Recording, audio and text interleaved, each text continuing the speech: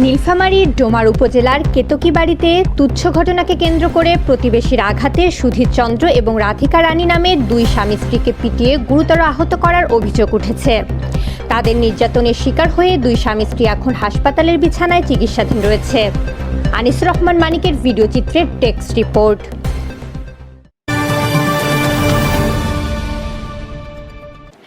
ঘটনাটি ঘটেছে ডোমার উপজেলার কেতকীবাড়ি ইউনিয়নের ভুজারিপাড়া গ্রামে। থানার অভিযোগ সূত্রে জানা যায়, উক্ত এলাকার শামসুল হকের ছেলে মশিয়ার রহমানের সাথে প্রতিবেশী মৃত সুরেন্দ্রনাথ রায়ের ছেলে সুধীর চন্দ্রের পারিবারিক বিষয় নিয়ে দ্বন্দ্ব চলে আসছে। এরই ধারাবাহিকতায় ঘটনার দিন রবিবার 31 মে দুপুরে মশিয়ারের পালিত ছাগল সুধীরের জমিতে বেঁধে রাখাকে কেন্দ্র করে উভয় পক্ষের মধ্যে বাকবিতণ্ডার সৃষ্টি হয়। এ সময় মশিয়ার রহমান ও তার ছেলে ফাহিম স্ত্রী ফাতেমা বেগম মিলে সুধীর চন্দ্রকে বেধড়ক মারপিট করে। ঘটনার সময় স্বামীকে বাঁচাতে সুধীরের স্ত্রী রাধিকা রানী এগিয়ে গেলে তাকেও দুর্বৃত্তরা আহত করেছে বলে অভিযোগ করেন তারা। আমার নাম সুধীর চন্দ্র রায়, আমার বাড়ি দক্ষিণ কেতকীবাড়ি। আমার বাড়ির পাশে কতিপয় মানুষ আমার ক্ষেত খামার নিয়ে শুধু অন্যায় অত্যাচার অবিচার করে থাকেন। আমার বউ এখানে যাওয়ার পরে ওনাকে চুলের মুঠি ধরে মারধর করেন এবং আমি যাওয়ার পরে আমাকেও লাঠি দিয়ে আমার পিঠিতে কয়েকটা বাড়ি দেন। এই বলে আমি যায়া করি, তার শেষে আমার বুকে পা দিয়া আমার অবস্থা খুব খারাপ করে দিয়েছেন। আমি এখন মেডিকেলে ভর্তি হয়ে আছি। তা আমি বিচারকের কাছে বিচার চাই, আমার বিচার যেন সুস্থ মতো হয়। আমার নাম রাধিকা, আমার স্বামীর নাম সুধীর। আমি ক্ষেত বাড়িতে ছাগল গরু বান্ধি দিব না, আমি ওনা ছাড়বি না। তারপর ছাগলের খুঁড় ওখানে কাছে নারী দেখেন তো, আমি খুঁড় ওখানে দিছি, ততক্ষণ আসে আমাকে গপ করে ধরে ফেলেছে, চুলি মুটি ধরে ঘুরান।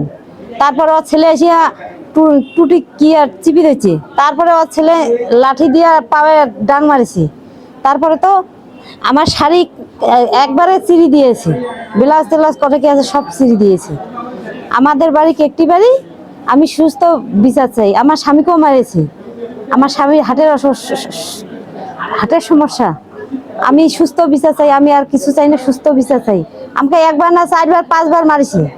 প্রতিপক্ষের আঘাতে সুধীর ও রাধিকা গুরুতর অসুস্থ হয়ে পড়লে এলাকার আবু কালাম সুধীরকে উদ্ধার করে হাসপাতালে নেওয়ার প্রতিমধ্যে গোমনাতি ডারারপাড় নামক স্থানে পৌঁছা মাত্রই মশিয়ারের শ্বশুরবাড়ির লোকজন গতিরোধ করে হাসপাতালে নিতে বাধা প্রদান করে। ইনি আমাকে পিঠি সপ্তাহে বললো যে ভাই আমাকে একটু গোমনাতি নিয়ে দে, আমি একটু মেডিকেল যাবো। তা আমি ভুল করে গাড়িটা নিয়ে গিয়ে ঘুরে নিয়ে আসতেছি। আসার পরে মাঝামাঝি আমাকে 20 জনে অ্যাটাক করলো। 20 জনে গাড়িটা আটকে এনাকে নামে আমার গাড়ি পিছন থেকে 2 মানুষকে নামবে এই যে পিঠা শুরু করে দিল কঠিনভাবে। তারপরে তো আমি গাড়ি স্ট্যান্ড করে খিয়া আগে গেলাম।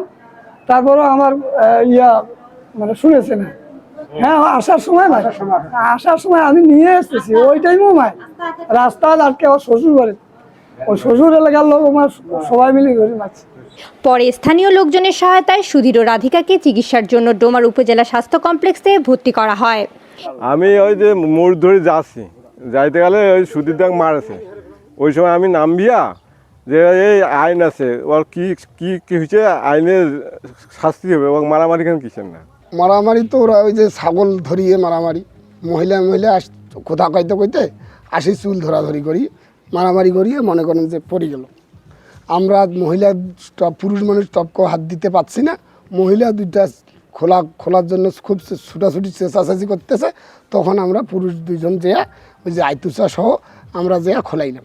তারপরে ওই চাচার ভাতিজা একটা বাতা ছিল ইচ্ছে করে, ওইটা দিয়ে তাকে 2টা ডাং দিছে। এই বিষয়ে সুধীর চন্দ্র বাদী হয়ে 6 জনের বিরুদ্ধে ডোমার থানায় অভিযোগ দায়ের করেন। তবে অভিযুক্ত মশিয়ার এবং মতিয়ার রহমান আইতু জানান সামান্য মারপিট হয়েছে। মহিলা চুল ধরাধরি এবং চিৎকার করতেছে। আমি কিন্তু ওই পাশ থেকে আইসি, কি ব্যবহার এত চেঁচা করা কেন, এই দিকে আসি দেখাচ্ছি ওই উভয়ে কিন্তু গরু যেমন যে ঢিসায় এইরকমভাবে দোনোজনে পড়িয়া আছে। আমার শালা আমার শ্বশুর রাস্তায় তাকে যে মেয়েটাকে কীভাবে কেন মেয়েটাকে মারলেন এটা একটু শুনে যাচ্ছি, ঠিক আছে? মেয়েটাকে যে কেন মারছেন মেয়েটা তো জামাইটাও ছিল না, সে কেন মেয়েটাকে মারা হলো? ঠিক আছে।